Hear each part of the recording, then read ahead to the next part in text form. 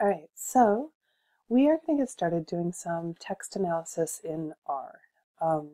In some ways, R is an outstanding tool for text analysis, and in some ways, it is actually a little bit limited. And we will go over kind of what that means throughout this tutorial. The handout for this is pretty extensive, so make sure that you have that with you. But we are going to get started by installing a whole bunch of packages. We're going to need the Gutenberg R, the TM, and the topic models. So I'm going to start here, install packages, Gutenberg R. So the Gutenberg R package is a way to interact with the Gutenberg project. And the Gutenberg project has a whole lot of different books that are now in the public domain in text, PDF, and all sorts of different formats. It's a really great place to go and play around if you want to understand the evolution of literature over time. We're also going to install the TM package. The TM package is what corpora, how we're going to interact with our corpora. It's the text mining is what TM stands for. And we're going to install the topic modeling package.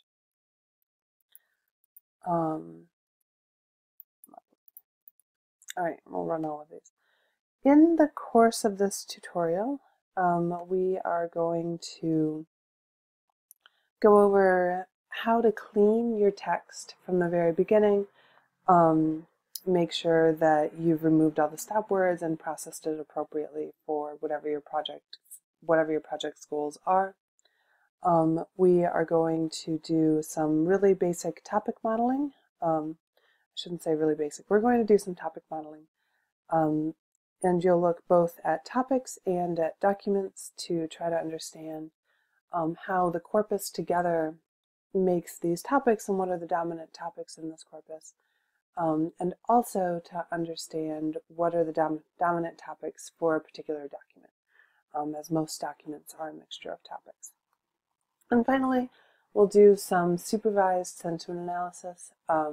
This is a rules-based sentiment analysis. When we work on machine learning later in the semester, we'll do a machine learning-based sentiment analysis. Rules-based sentiment analysis is pretty uncommon at this point, but it's still a really useful thing. And to be totally honest, most machine learning-based sentiment analysis uses rules at some point. So they'll get at least one signal from the exact same type of rules that we're using here in R. Actually, might be the same list for English. All right, so we are going to install all of the libraries now that they should have finished, or we're going to call all the libraries now that they should have finished installing. So we need the tidyverse,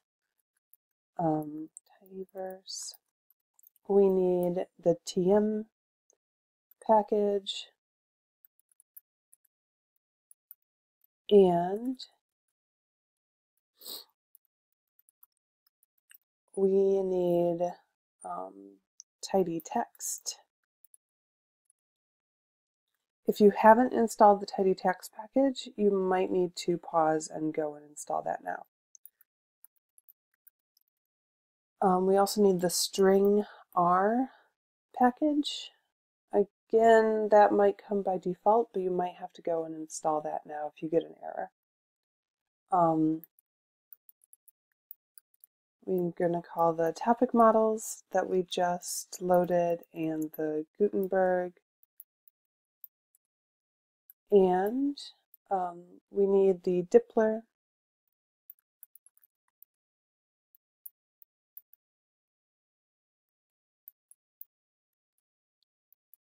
And very importantly, later in the tutorial, I'll show you how to deal with this, but it's really important sometimes what order you call your packages in, because some words are used in multiple namespaces.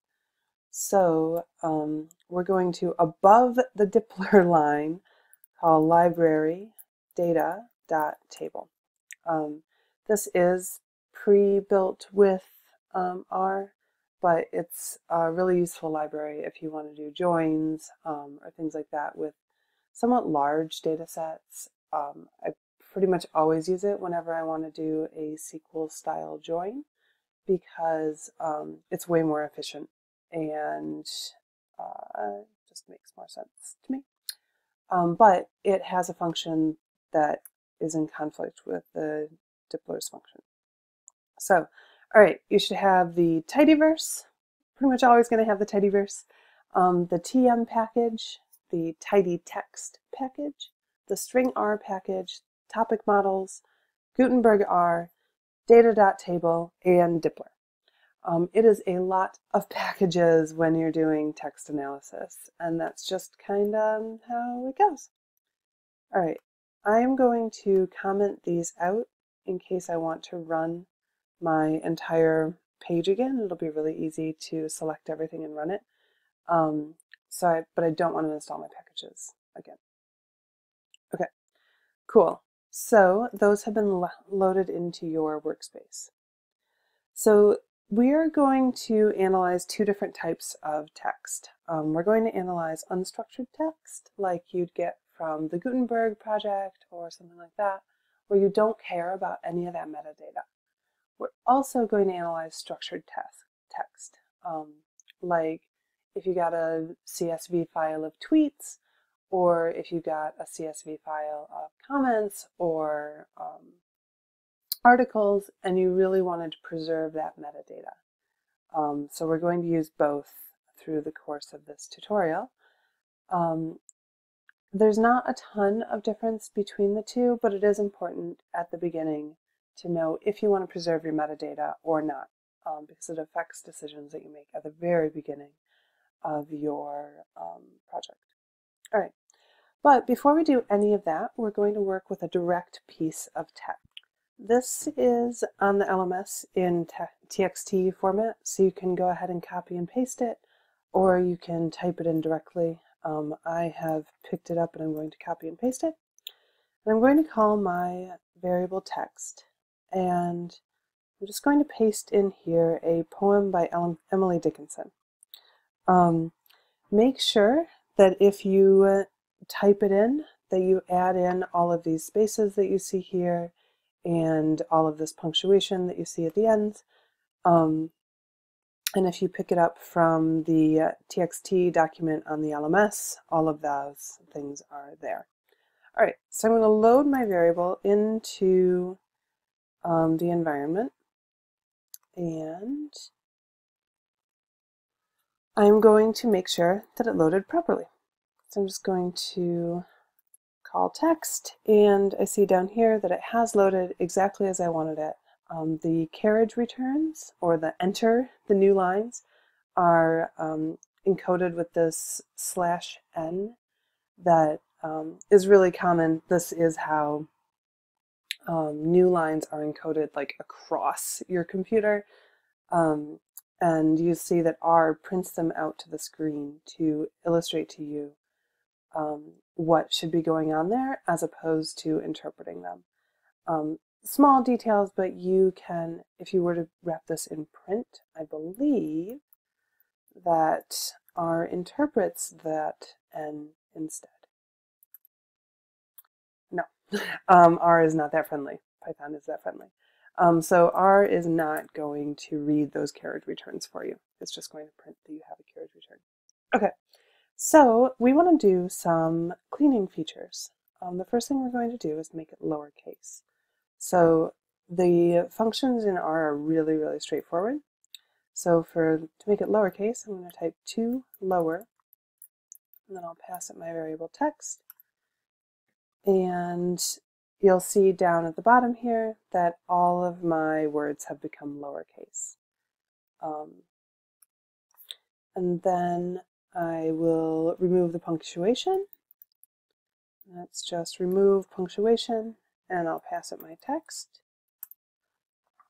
And you see that all of the dashes at the end of the line have been removed. Now, you might notice that we are back to having sentence case. And that may not be the behavior that you desire. The way to deal with that is to set this 2 lower to a new variable name. So if I wanted to preserve all of these, I would write text1, and then I would have to call remove punctuation on my text1. So I will run that, and now I see that both the punctuation and the capitalization have been changed. And this is an important thing to do as well, because you probably don't want to manipulate your original text. You probably want to keep that preserved and then perform your operations on a different text. Corpora work a little bit differently, so that's not as much of an issue, but when you're working with direct text like this, you want to make sure that you are preserving the original and performing your manipulations on a new object. All right, next thing we're going to do is strip the white space. And it has a lowercase. No wonder it's not coming up. So strip white space. And we'll pass it our text1, and we'll go ahead and run that. And now we see this big gap here has been closed up. And rather than having like 4 or 6 or however many spaces, there's now just one. So all the excess white space has been stripped. All right, so now we are going to do something a little bit more advanced. We are going to remove our stop words. So stop words, as we discussed, are words like the, of, they're articles and prepositions, things that don't have a lot of meaning and are really hard to define, but are really common and kind of the syntactic glue of a language. For us, we want to use English stop words because our text is in English. So I'm going to call stop words, and then I'm going to pass it the 2-letter ISO code for English. I'll run that, and I can see all of the stop words that come in by default to R. As we'll see later, you may want to add to this list. But for now, we're going to use them directly. All right, so now we are going to actually remove the stop words. We'll go remove words, and we will pass it our text, and we will pass it the stop words list. Specify that it's English. All right, 1, 2, I have too many parentheses here.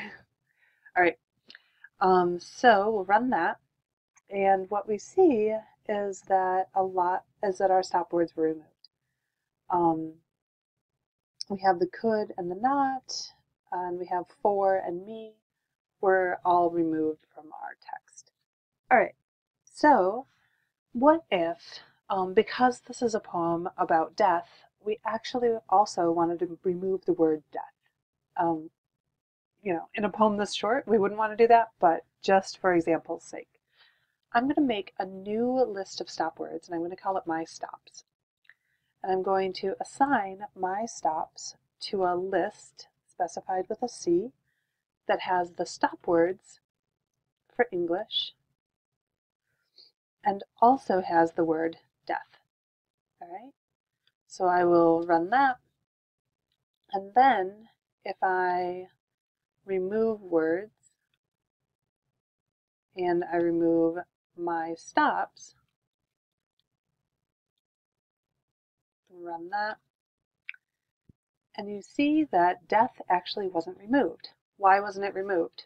Oh, because we have a capital letter here. So had we lowercased our text before doing this, then it would have removed death because they both would have been in lowercase. So as we talked about in the lecture, the capital letter and the lowercase letter are actually different characters for all programming languages. Okay, so now I want you to go through and clean your text, but ascribe your text to a new variable called text new. So you're going to strip the white space, remove punctuation, make everything lowercase, add death to the stop words, and remove the stop words from your new text, and then print the new text to the screen. What you're going to do that's different from what we did here is every single one of these functions is going to be assigned to a text new variable. All right? And that's what's going to allow you to save each one of these steps cumulatively on that text that you're passing around. All right, so go ahead and pause the video and do that now, and then pick back up when that's done.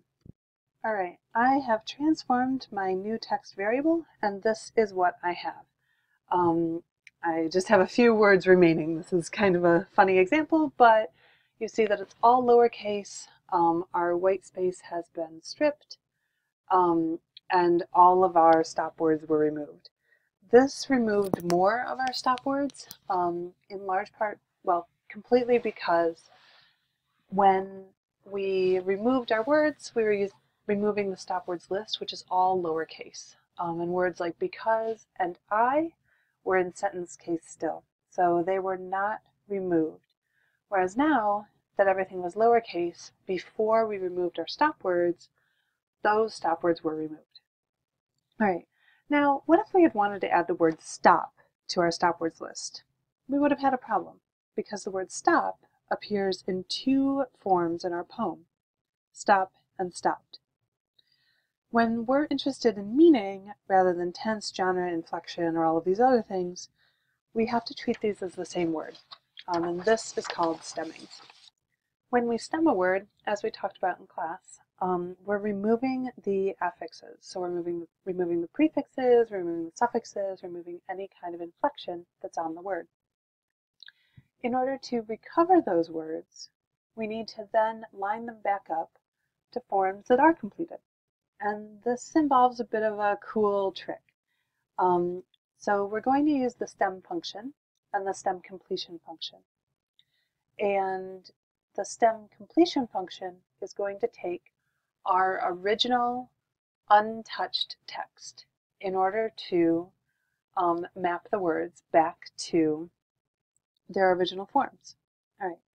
So in order to make this work, we need to break our words apart. So I'm going to make a vector. I'm just going to call it nvec, and I'm going to say unlist, which is how you break apart words in the tidy format, string split, which is telling it to split on a certain character. I'll pass it new text, and then the character I want it to split on. And split equals. So what this does is it says break up the words, split them on the space. And this is the thing I want you to split. All right, run that. And then I'm going to set a variable stem text, and I'm going to say stem document, and I'll pass it this vector, this list or vector of words that have all been split up. All right. Now let's see how that worked out. So we will call our stem text, and we see that all of the words have been broken up here, and stop are now the same format, whereas before they were stop and stopped, right? Kind has lost its suffix. It used to be kindly. Carriage used to have an E on the end, and immort was immortality. So we can see that our stemmer worked because all of the words have been stripped down to their root. All right, now we need to complete these because immort doesn't actually mean anything to me. So I'm going to make a completed text, and I'm going to assign it to the stem completion function, and I'm going to pass the stem completion function my stem text and my original unstemmed vector. And then we'll call completed text and run this and run this. And we see that immort has become immortality here. So stop, all of the versions of stop have stayed as stop, just as they should and just as we would want them to. And kind has become back to being kindly. We're not going to get too much into the theory of this here, but if you'd like to talk more about it, I'd be happy to do so. All right. Congratulations! You have now cleaned and stemmed your first corpus. It was admittedly a very small and very easy to work with corpus, but hopefully illustrated all of the steps that you would need to take in the most basic of cleaning processes. We're going to add one more function to our cleaning repertoire, and that's going to be to remove the numbers, but we won't do that for a little while. All right, so we are going to move on now to working with structured text. This is the type of text that you might find in a CSV of tweets or of any kind of social media post, or a bunch of documents that have a bunch of metadata that you want to preserve and you possibly want to analyze later. For our purposes, we are going to use a collection of peace resolutions or peace agreements. This comes from a huge collection. You can read more about it in the docs that are uploaded with the data set on the LMS. Right. The first thing that we want to do is load our variable in. I'm going to call it piece res, and I'm going to assign it to read CSV, and I'll pass it where I have stored this data set. Go 640 labs, data sets, and then it is called packs. All right, so I've loaded that in. I'm going to pass three more things.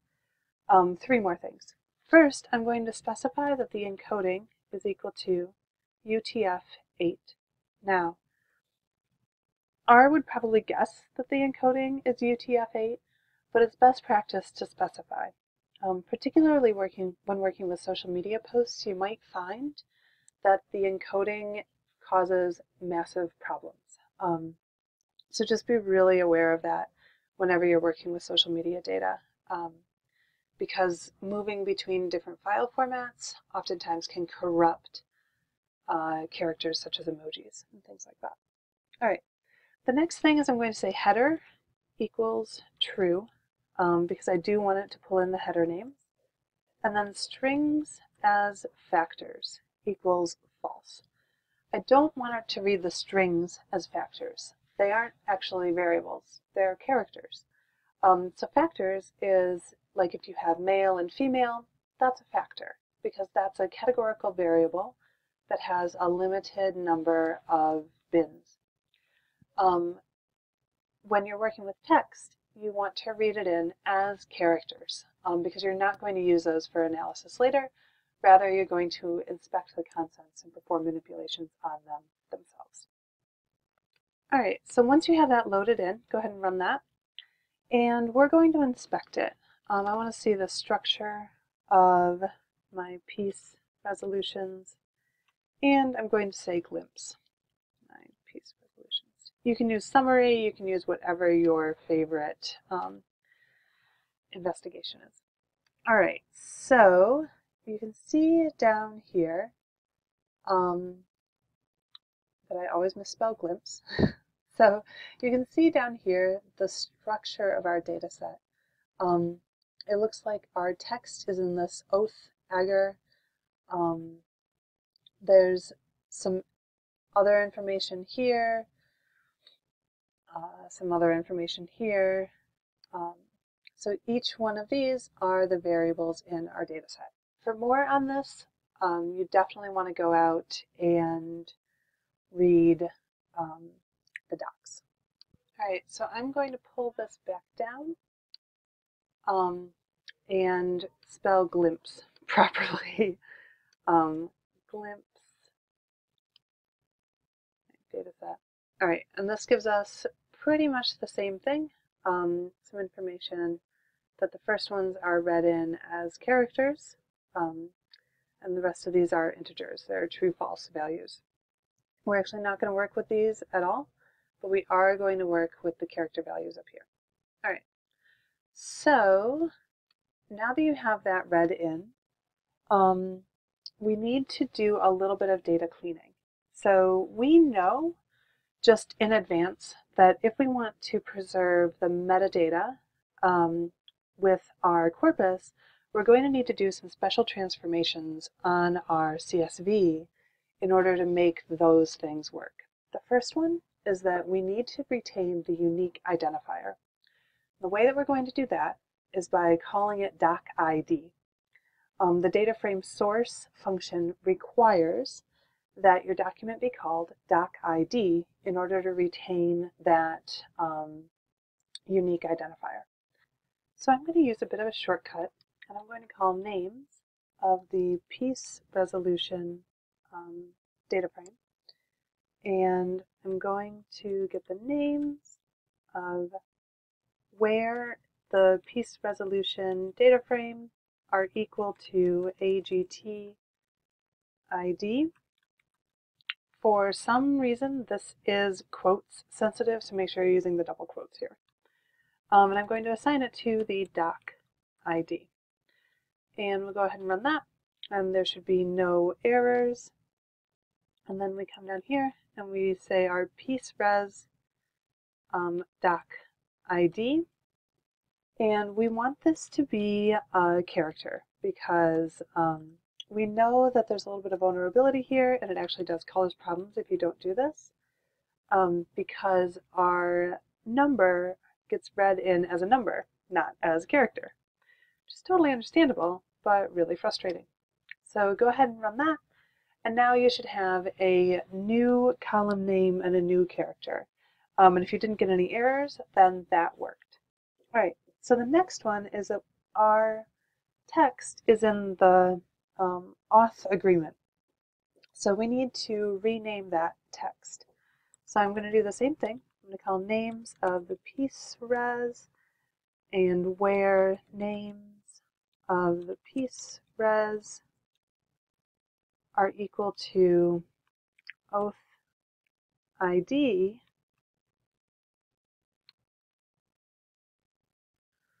I'm going to set that equal to text. All right? And then I'll go ahead and run that, and then I'll just ask for my column names of the piece res and call names of the piece res. And if I scroll up a little bit, I can see up here at the top that I have doc ID just as I wanted. And it looks like my auth agreement did not change, so I've probably mistyped something. Oh, I called it the wrong thing. It's OTHAGR.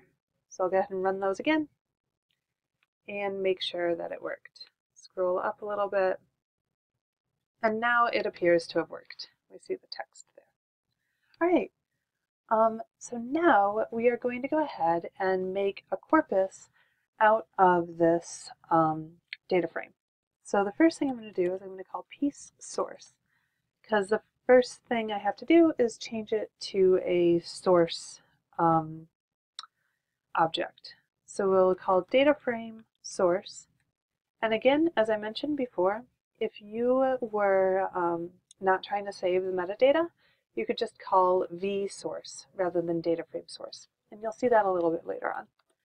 So we have the piece res, and then we have our piece corpus, and we will call that vCorpus.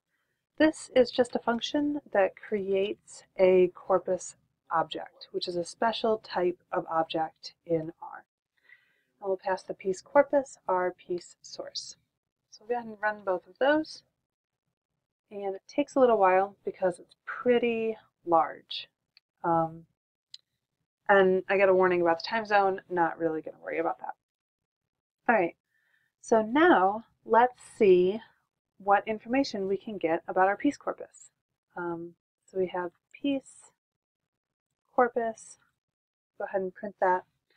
And it looks like we have 238 variables, which isn't totally accurate because it's hard to access those, and 1,518 documents that may have varying levels of information within them. All right, I want to see one of these records. So I'm going to call my piece corpus, and the way that you access corpus records is with two sets of brackets. And the two sets of brackets allows you to access one of the records. I'm going to access record indexed 10. This is not the unique identifier of the record, it's the index of the record. I run that.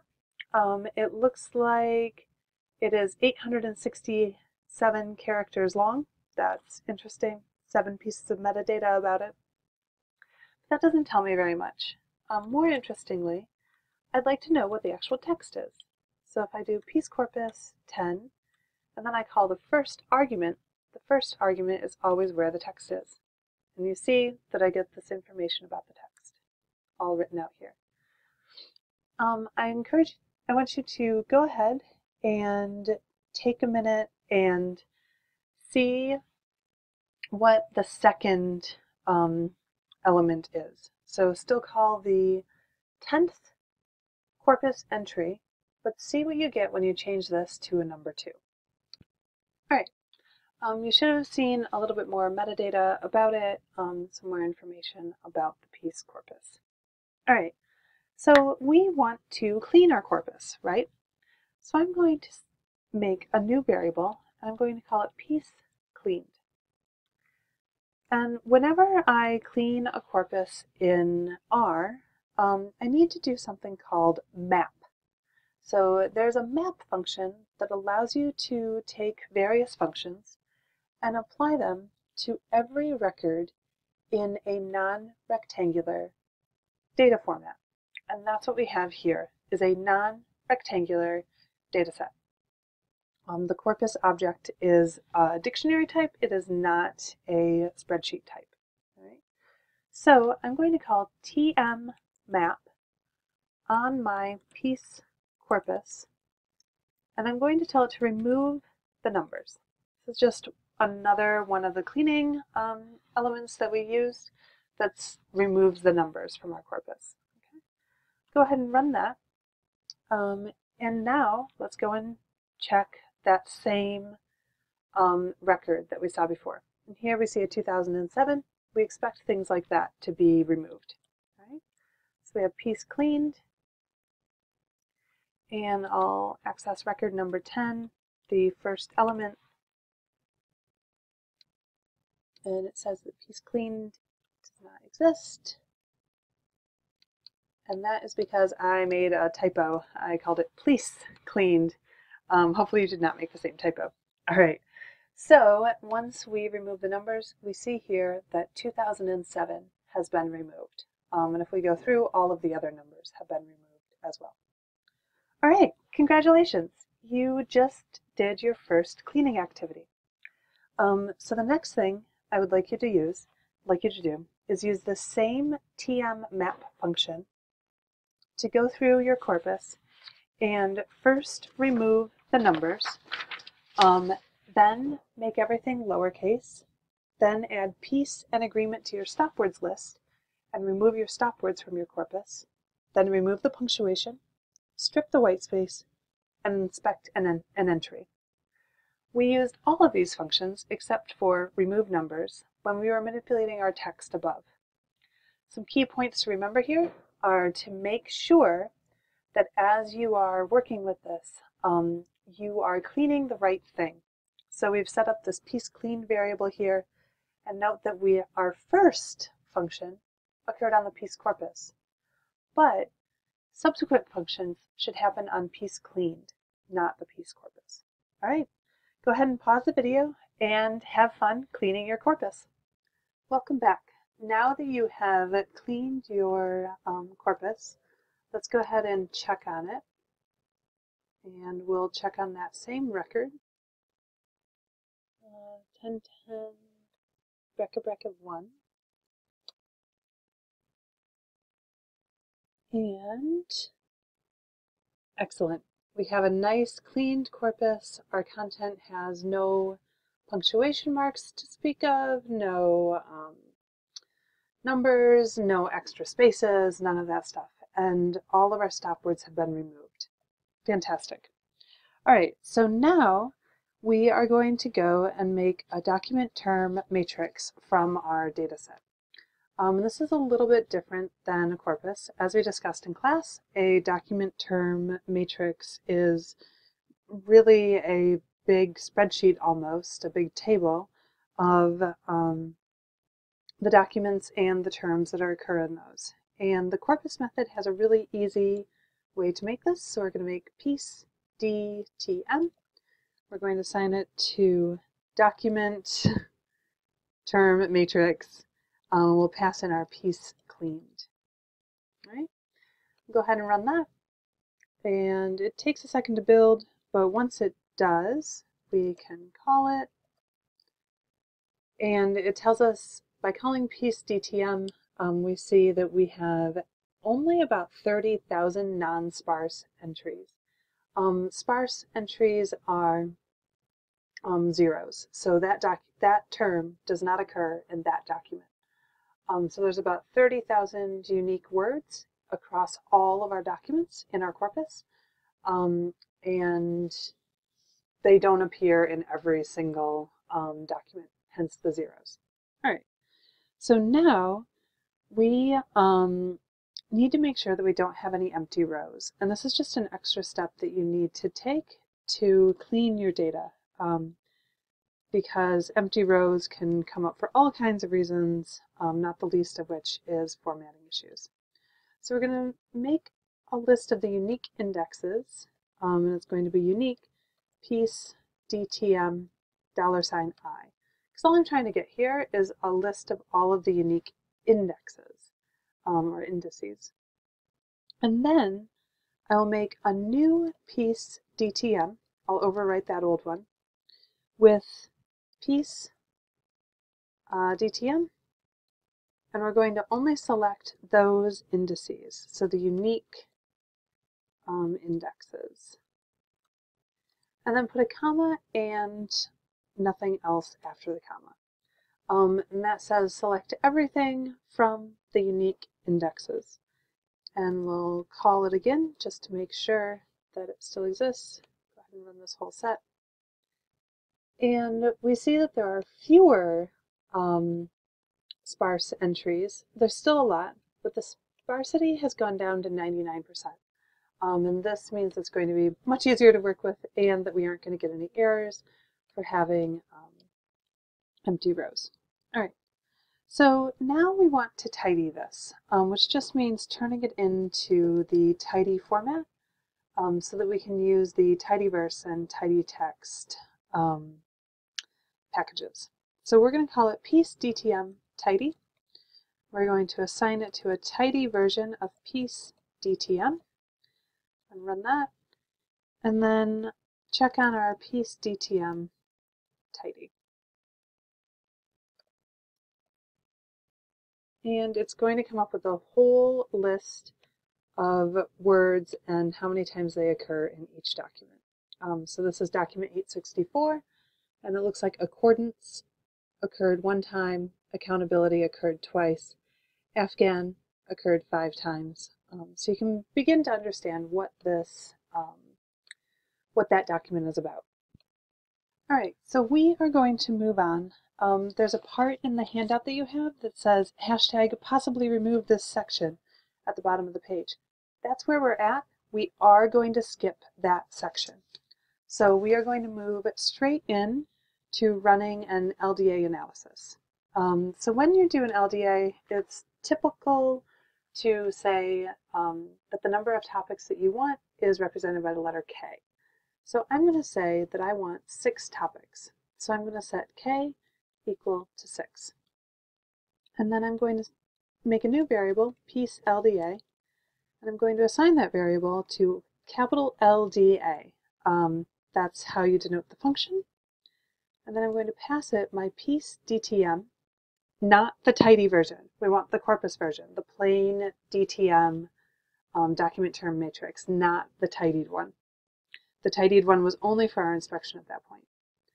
K is going to be equal to K, because we already set it up there, and control is equal to list seed equal to 1, 2, 3, 4. Now, the Control list seed is something that comes up a lot when you are doing transformations, especially those that involve a shuffle. You have to seed the shuffle. So you have to seed the function. You usually see this in the docs. I don't inherently know that I needed to control this with a seed. It will run without the control, but you might not get the same output the next time. You might have very slight variations. It's kind of like jitter, how you can specify how much you want to jitter so that it jitters the same every time. It's the exact same idea. By setting the seed equal to something, as long as you keep that something consistent, you can always reproduce this exact result. And because the numbers are very close, there is a little bit of variation when you're doing topic modeling. All right, so we will set our piece LDA to that, and we will run this whole paragraph. And it takes a second because it's doing a lot of mathematical calculations behind the scenes to try to associate documents with terms and terms with words. All right, so we have back a LDA VEM topic model with 6 topics. Excellent, fantastic. That means nothing to me. So I'm going to try to make that make more sense. So I'll go piece LDA words, because I want to get the words out of it. I'm going to assign that to terms, and then I want my piece LDA, and I want 5 terms. So I'm going to pull the terms out of my LDA, and I'm going to pull out 5 of them. You don't see anything there, that's fine. It gives us 5 terms, but we would like to save it out to a CSV. We also want to check to see what it looks like. So piece LDA words, and you see all of the words, or the top 5 words for each of the 6 topics. So here topic 1 has article, united, implementation, nation, security. Depending on the stop words that you removed, you might have slightly different topics across here. Things that could improve this, I should probably remove the word will. I might want to do named entity recognition at a different point to get rid of like Bosnia and Herzegovina. But I might want to keep those in because I might want to understand what topics are similar to Bosnia and Herzegovina agreements. Now, but that's something that you could get from the metadata, so really you should probably remove those. Now, I have edited my stop words multiple times. At this point, you might want to pause the video and go ahead and add some words to your stop words list. You might have things like shall, you might have things like, I don't know. I don't even know what other stop words, but if it looks like it's noise and it occurs in more than half of your topics, like government, alliance, things like that, are actually not that informative when we're talking about topics of a corpus about peace agreements. Every single document is going to have the word government in it. So you might want to go back up to your stop words and edit them just a little bit. All right, so welcome back from editing your stop words and rerunning all of this code. Now let's go ahead and save our LDA words out to a CSV file. All right. So I'm going to say my piece LDA topics, I'll make a new variable, and I will assign it to piece LDA words, and I will specify that I want it as a matrix, so as.matrix, and pass that matrix my piece LDA words because I want to save it out to a CSV. Now, to write it to the CSV, just go write.csv, and we will pass it the piece LDA topics that's now in a matrix format and therefore ready to be written. And the file will be equal to paste, because I'm going to paste a formula of sorts. What I want is desktop / info 640, wherever you found, wherever you are keeping your data sets is where you should probably be keeping this. So whatever file structure you've used. And then I'm going to call it piece LDA underscore, and then I'm going to close my quotes. And then I'm going to pass it the letter K, because K tells me how many topics I generated. For this, that's kind of ridiculous because we've only done it one time and we got 6 topics. But oftentimes when you're doing topic modeling, you want to play around with how many topics you get out of your corpus, because it's not an exact science. There are statistical methods to estimate how many topics you should start with and how many topics there probably are in your data set that's based on like lexical density and things like this. But I've personally found that they're not that effective. And it's just as effective for me to kind of guess based on the size of my corpus. And for a corpus like this, I'd probably guess about 8. And then just go in steps, either more or fewer than that. So I'm going to say K because we are going to make multiple of these as time goes on. And then after the K, I still need to tell it what type of file it is. So I'm going to write .csv and then close quotes. All right. So we have specified where we want our file to be saved. All right. So I'm going to go ahead and run that. And no errors, good sign. And I'm going to look at the head of my piece LDA topics. And it's the exact same thing we were expecting, but here we have the row names we can see. So I have the column names here, but then here are the row names. So what this did was it transformed it into a matrix format. All right. But ultimately, it's not terribly easy to understand what's going on here without visualizing the results. So the table got us part of the way there, but it didn't get us all the way. So we are going to tidy our piece LDA. So I'm going to go tidy piece LDA, and I'm going to set that equal to piece LDA tidy. So assign piece LDA tidy to my tidied version of the piece LDA, and then I can ask for the head of my piece LDA tidy. Go ahead and run both of those. And what we see is that we have our topics, so topics 1 through 6, the term and how it appears in each one of these topics, and how much it statistically contributes to that topic. So that's what beta is saying here. That's how much Bougainville is contributing to topic 1 is some ridiculously small number that we see there. All right. So now that we have this in a tidy format, we can manipulate it. So I'm going to call top terms. I'm going to assign it to my piece LDA tidy that has been grouped by the topic. And pipe that over to top n. I'm going to give it 5 and say beta, because that's the statistic that I'm looking for. And then I will pipe that over to ungroup. And then I will pipe that over to tell it to arrange itself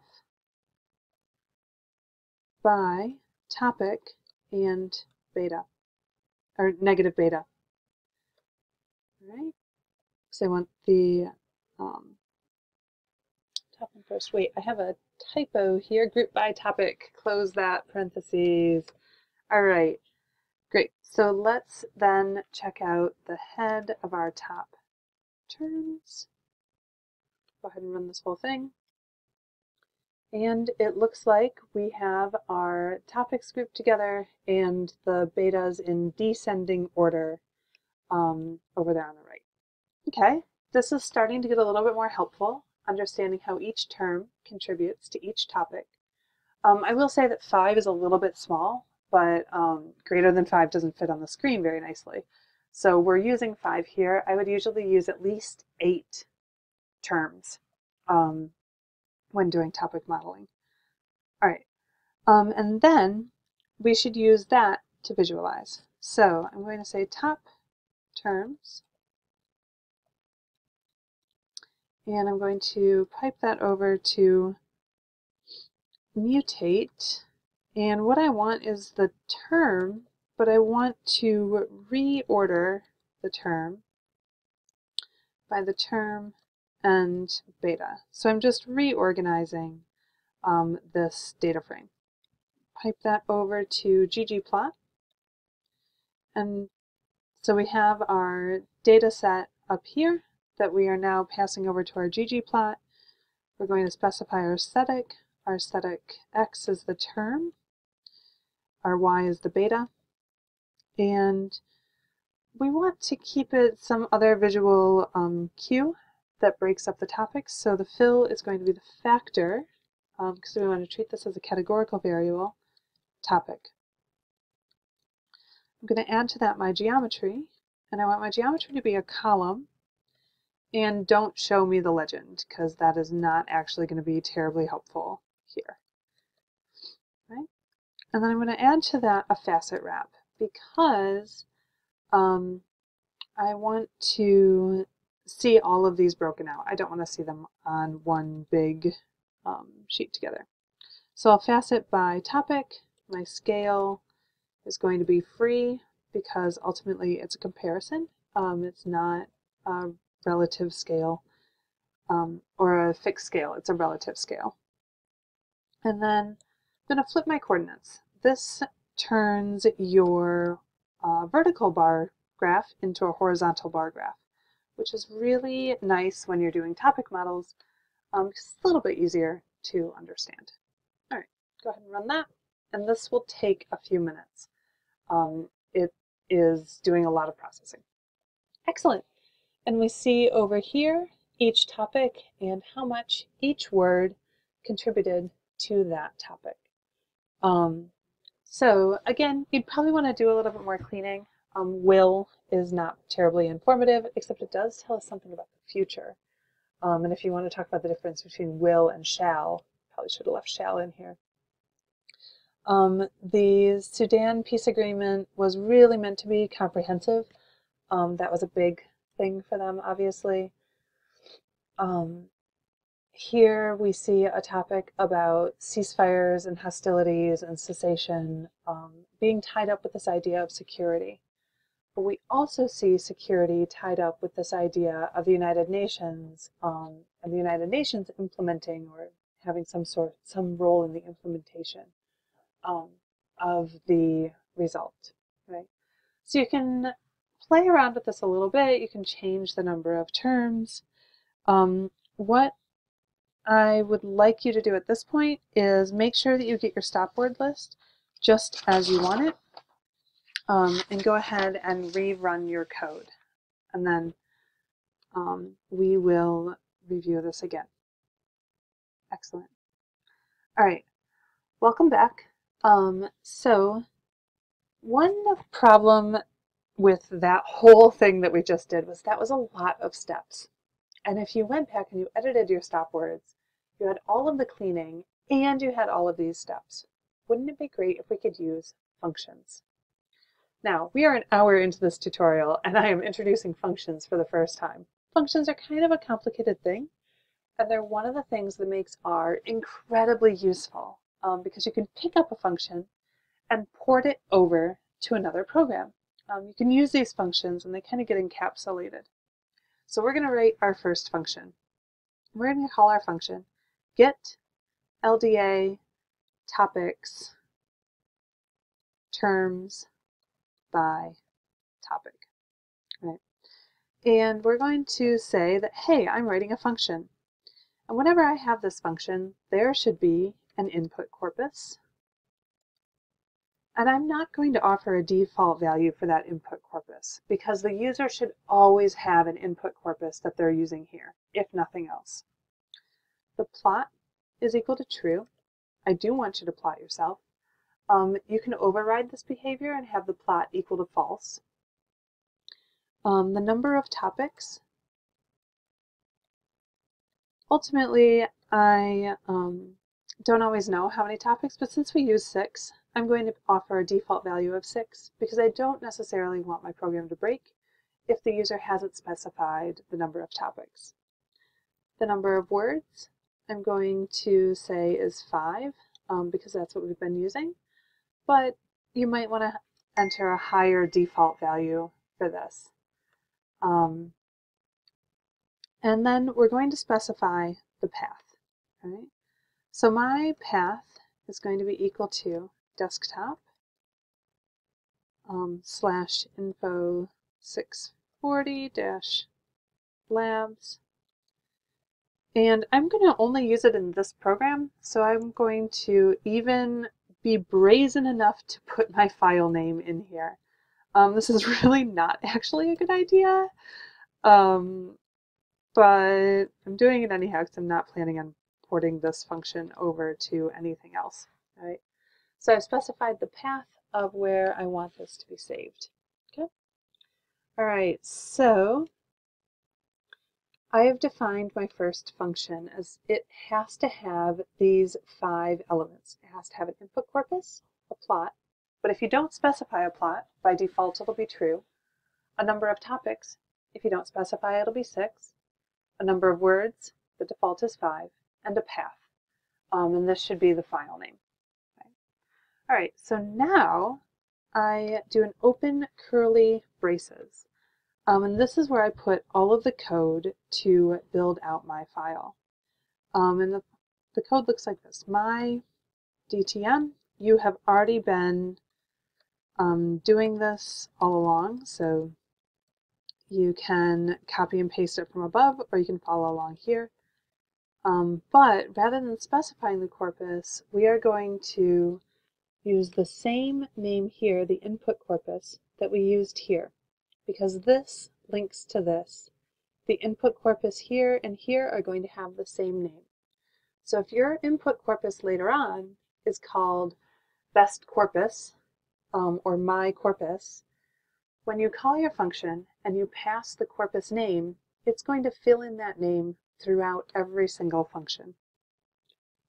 All right, and then we have to do the thing with the unique indices, the unique indexes, and that's going to be unique my DTM $I, and then my DTM. And I'm just using the same names here because it's easy to see where all of this code came from. But you can use anything because these are local inside of this function. You can use any kind of name that you want. Okay. My LDA is going to be equal to LDA my DTM. K is going to be equal to the number of topics. My control will be equal to the list that's seeded as 1, 2, 3, 4. And my topics will be the tidy version of my LDA, and the matrix will be beta. So I'm going to keep filling this in. My LDA words be equal to the terms my LDA and number of words. And then my LDA topics will be equal to as.matrix and then we pass it my LDA words, and then we will write our CSV. And our CSV will be my LDA topics, and then the file will be paste together the path, the number of topics, and then .csv. Right? Close those two sets of parentheses, and then my top terms equal to my topics, pipe it over to group by topic. Again, it's all the same code that you just wrote before. We'll get our top n, and that'll be our number of words and beta. And then pipe that over to ungroup, and pipe that over to arrange, topic, and negative beta. All right, and then if, this is our first logic, if a plot is equal to true, as it is before, then we're going to add another function in here. And so we'll do another set of curly braces, and that function will be my top terms, and then we'll pipe that over to mutate, and we'll pass term equals reorder by term beta, pipe that over to ggplot, and then our aesthetic will still be the term beta, fill will be equal to the factor of the topic. We will add that to a geometry column, and then in our column we'll do show legend is false again, add a facet wrap, and facet wrap by topic, and the scales will be free because it's relative, not static, and then add the coordinate flip. Now we have to close that function, which R has been very helpful in giving you a closing brace. And if it's not, if plot is not equal to true, else new function, and then we return just my top terms and nothing else. Okay? And then that else should have curly braces, not soft braces. And we end with two sets of curly braces. Okay? And we will go ahead and run all of this in order to save this function into our memory. And there are some missing braces. Alright, so there were quite a few typos in that, including a missing underscore and things like that. So please follow what's in the handout as opposed to the missing commas and underscores that I had in the code that we did on the screen. Alright, so once your function is working, go ahead and call it. So we'll use the get LDA topic terms by topic, and then we'll pass it the piece cleaned data set, and then the number of topics is 4, and the number of words is also 4.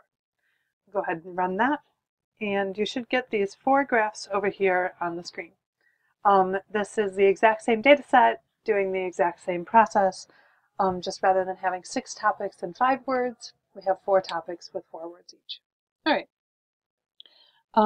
So hold on to this function because we are going to use it again later with other corpora. But for now, what if you didn't really care how much each word was contributing to each topic, but rather you wanted to know how much each topic contributed to each document? Well, that statistic is called gamma. So just as this one was called beta, that one is called gamma. So I'm going to make a variable, piece LDA documents, document topics, and I'm going to assign it to the tidy version of the piece LDA that has been tidied along the matrix gamma. So matrix equals gamma. All right? And then we will look at the head of our piece LDA document topics. All right, we'll go ahead and run that. And that is still a typo in the word piece. There we go. And we see each document ID, the topic that it's associated with, and how much this topic is contributing to this overall document. So we see that for document 864, topic number 1 contributes about 0.02%. So about 0.02% of document 864 is of topic 1. All right. So we also want to write this out to a CSV because ultimately these results will be interesting to analyze. We probably want to analyze them for multiple corpora. All right, so we'll write our CSV with our piece LDA document topics. Our file will be a pasted together version of desktop info 640 labs. And then I'll call it piece LDA document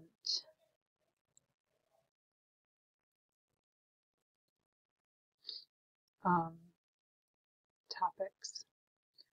And then for however many topics I had specified, you probably actually want to specify this outside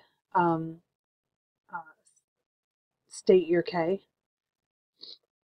We had assigned our K value much further up, but so I don't need to assign it again here. And then we can run this, and you can go out and check to make sure that that file did in fact save. All right, we can also look at the head of that. Wait, we already looked at the head of that. Never mind. So you can go out and make sure that that's saved. All right, so now that we have all of our documents, it would be really great if we could join this back to our original data table, back to our piece resolutions raw data set. But it doesn't quite work that way. So if we look at the dimensions of the piece LDA document topics, and what we find here is that there's 5,010 and 3 variables. That 5,010 represents document topic pairs. And this is exactly the case where we want to spread our data set. We have the documents that are repeated multiple times. We don't want our documents to be repeated multiple times. We want to spread out and have topic 1 as one column, topic 2 as another column, topic 3, as opposed to a column of topics. So we're going to use a spread function. So let's set our piece LDA documents, and we will assign that document, and we will assign that to spread of piece LDA document topics. And then we want to spread out our topic, and we want to associate the gamma column with that topic. Let's go ahead and run that. And then we can look at the head of our piece LDA document. And we see here that we have each document and then the topic and how much each document is associated with that topic. So it looks like document 100 is mostly topic 5. It's like 95% topic 5. All right, so now we have it in a frame where we could actually join all of our document numbers, our unique identifiers, with our original data frame.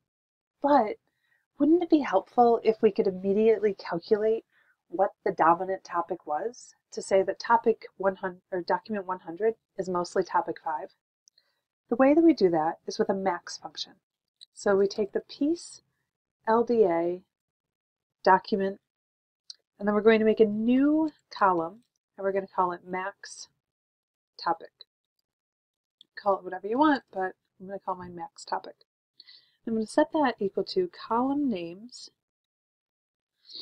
and I'm going to say piece LDA document, but I only want from column 2 to column 7. I don't want all the columns. And I'm going to select where I've applied the piece LDA document. I'm doing it along rows or axis 1, and against axis 1, which is the max. I'll close my parentheses, close my brackets, and we can go ahead and run that. And now, if we look at the head of our piece LDA document, what we see is a max topic column. Excellent. So now let's go ahead and join our data frames together, right? So I'm going to use the data table library because it gives me some really useful functions.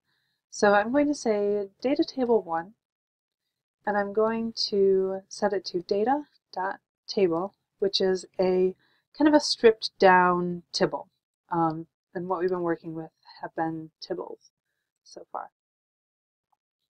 And I'm going to take my piece LDA document, and the key of this is document, right? So this header here of the key variable that we want to merge on is called document.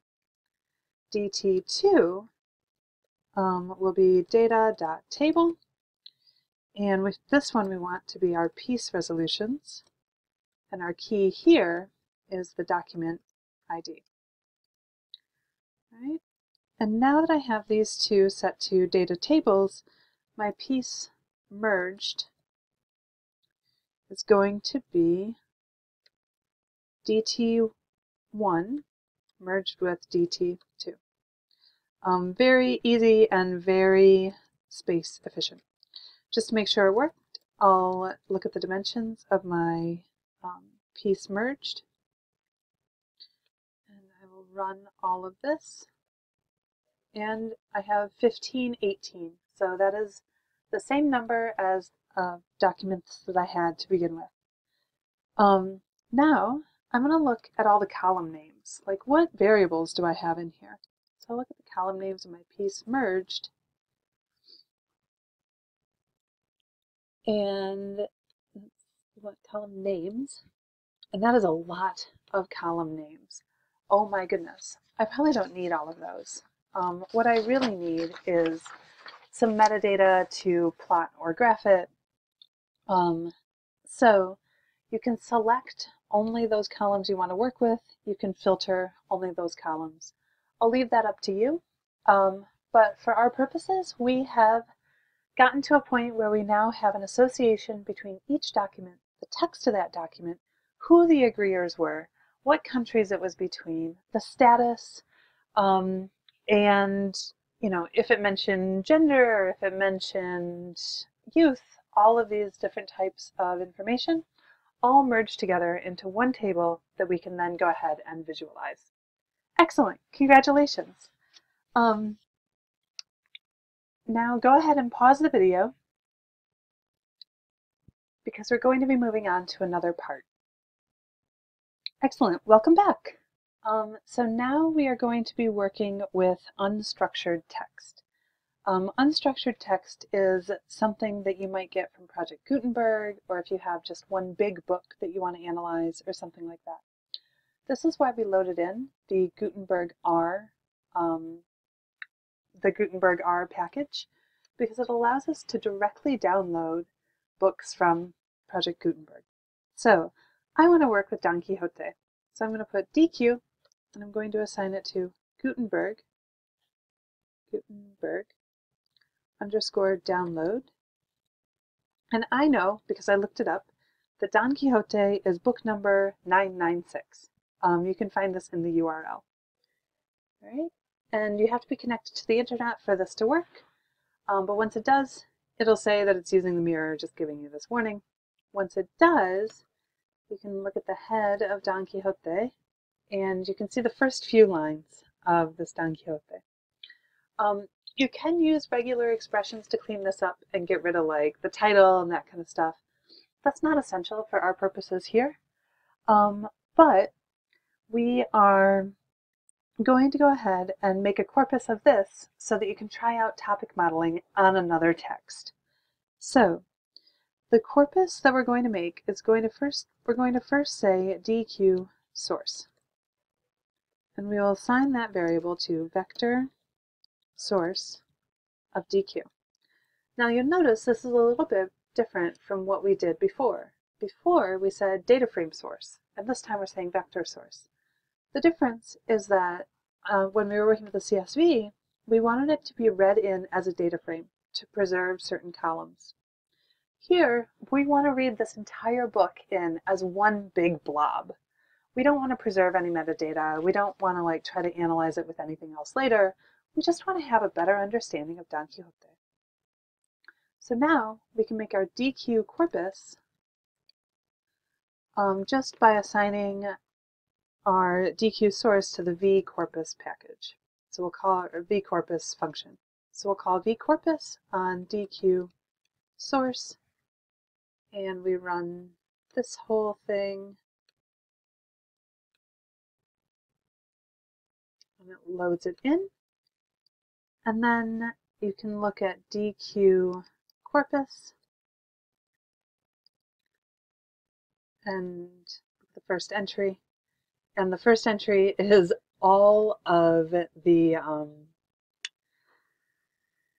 it's just all of the numbers that indicate that this is, it's the unique identifier.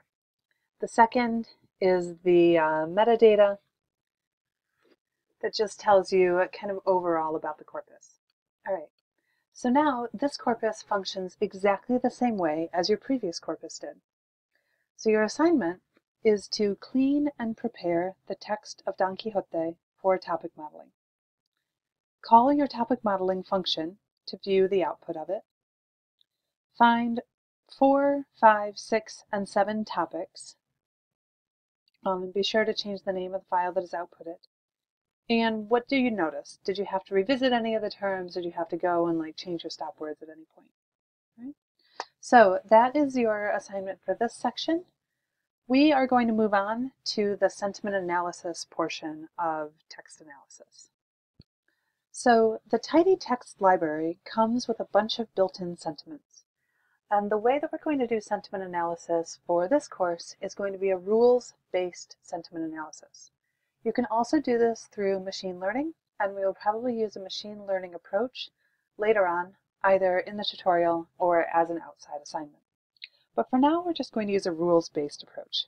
And what that means is that we are going to look up words and then say this is a positive word or this is a negative word. There's more positive words, there's more negative words.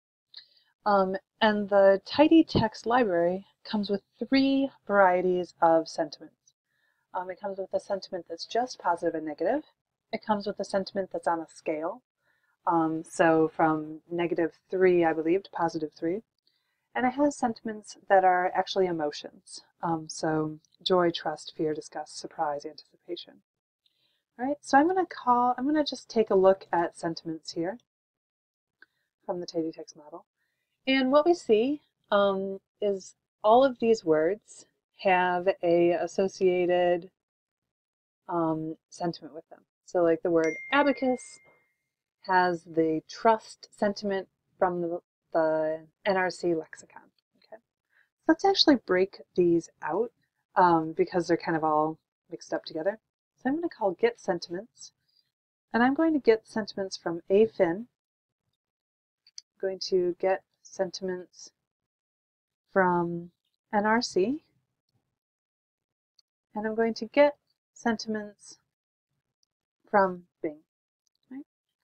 Go ahead and run all three of these, and you see that Bing just has positive and negative.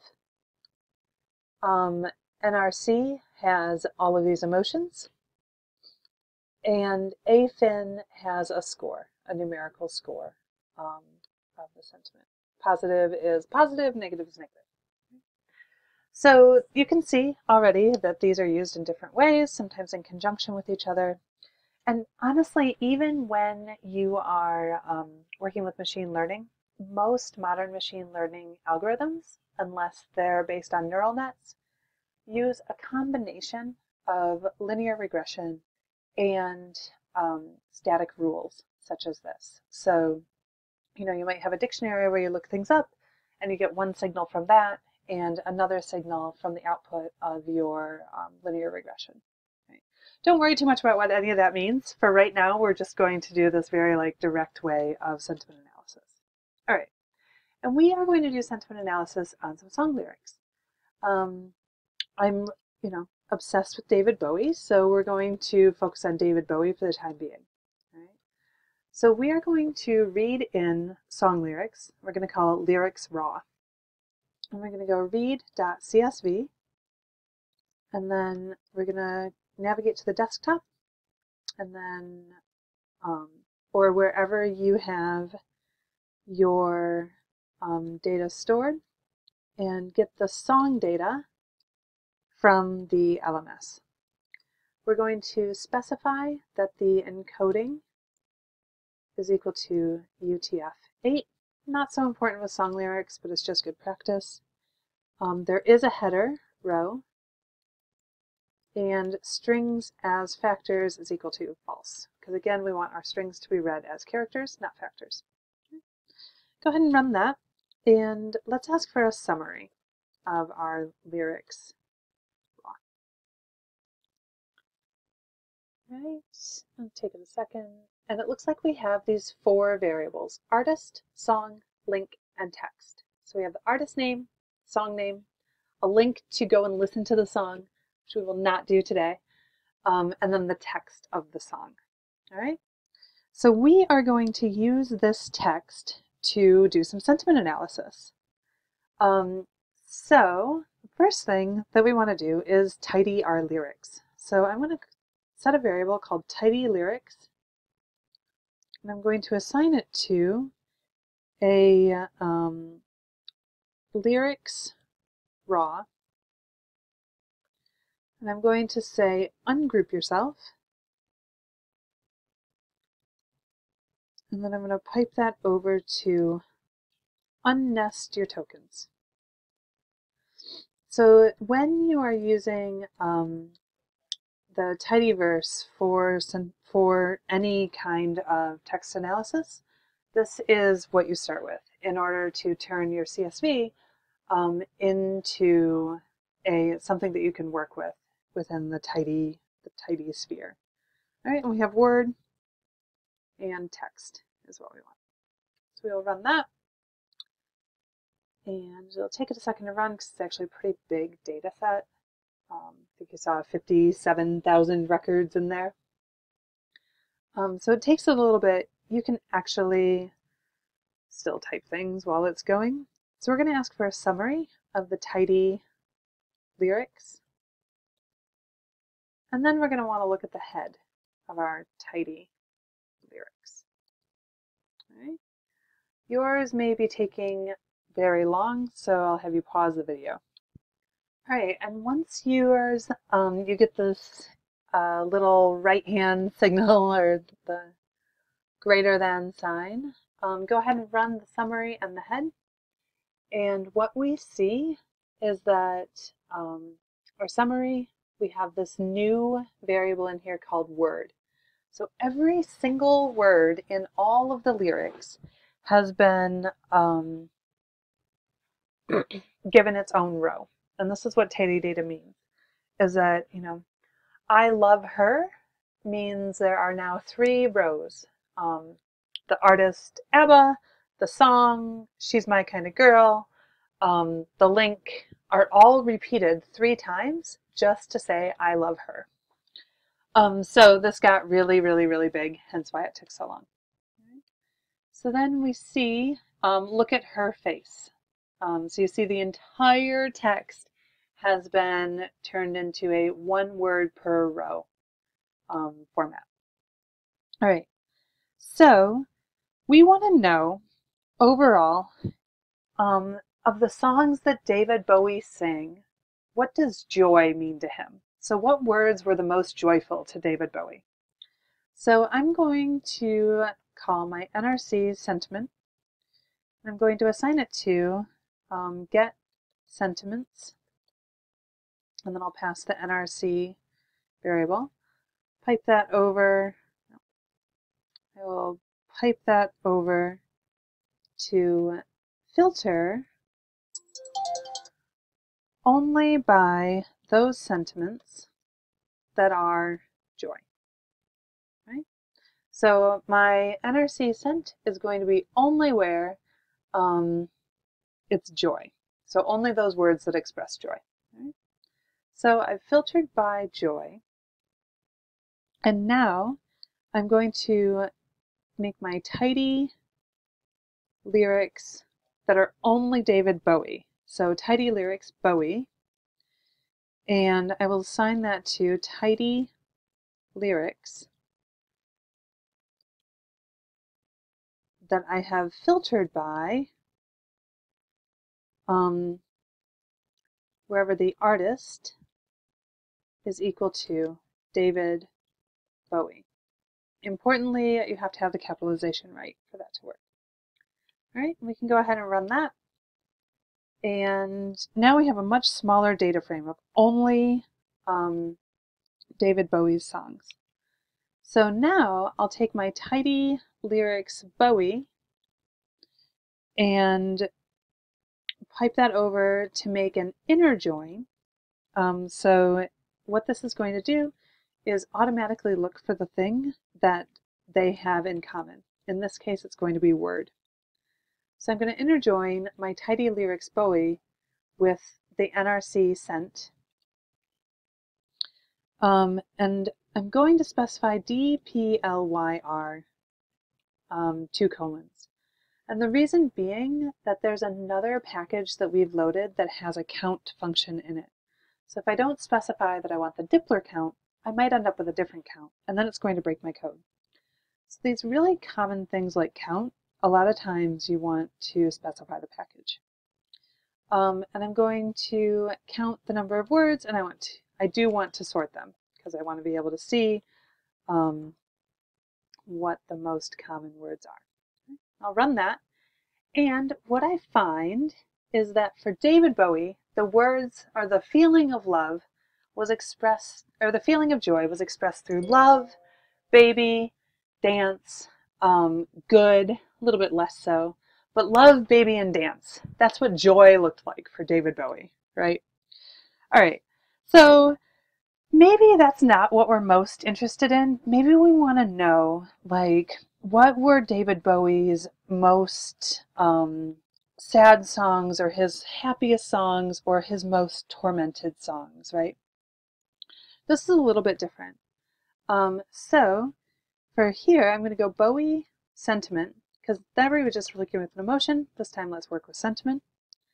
I'll go tidy lyrics Bowie, and I'll do an inner join here, and then we're going to get a little bit fancy because we're going to do an inner join with the get sentiments of the Bing corpus, right? So I have, rather than specifying my Bing sentiments earlier on, I've just specified it here to save myself a variable, honestly. And I will pipe that over to count for each song, the Dippler count, DPLYR, dot, dot, count for each song, the sentiment, right?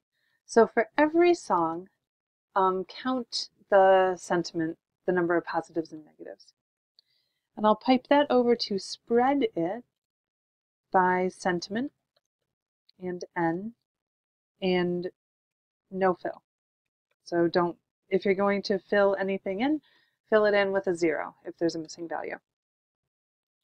And then I'll mutate, and then where my sentiment is equal to the positive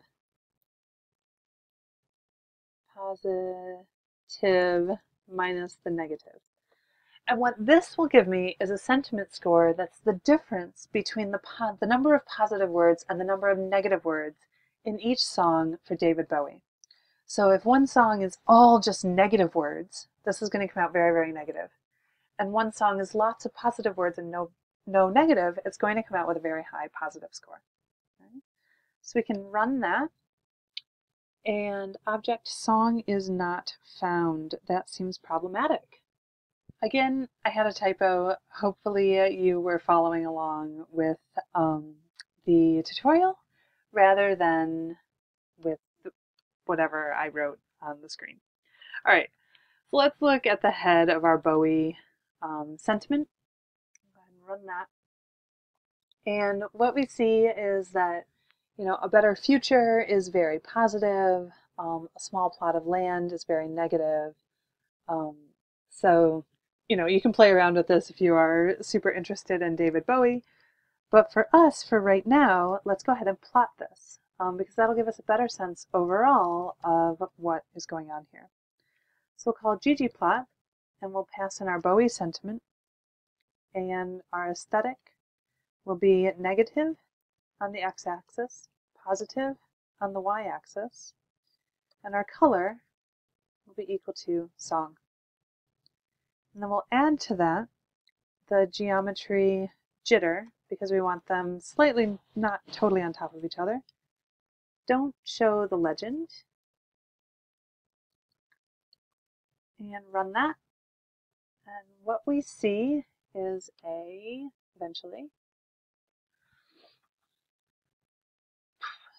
we should get a scatter plot of David Bowie's song lyrics and how positive or how negative they are. Right.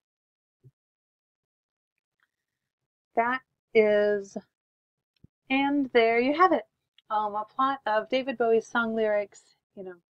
Unfortunately, it's not an interactive plot, so you can't click into these. But if you look at the data table, you could look up which one each of these points are. All right, so one last thing. Let's look at David Bowie's overall sentiment throughout his career.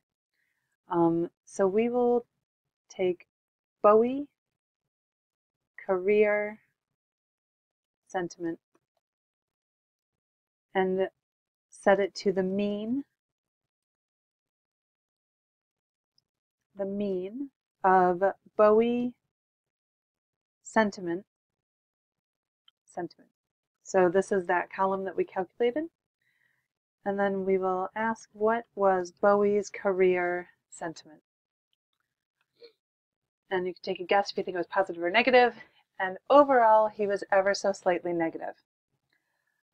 Your last assignment is to pick at least 2 more artists to compare. Who's more positive, who's more negative. You can see all of the artists by typing unique and then passing lyrics raw and calling artist. And that'll give you a list of all of the artists that you can choose from. I know this tutorial was super long and we've covered a lot of different things, but I hope that you've really enjoyed it and I hope that you've learned a lot and gotten a lot out of it. All right, thank you so much and have a great day.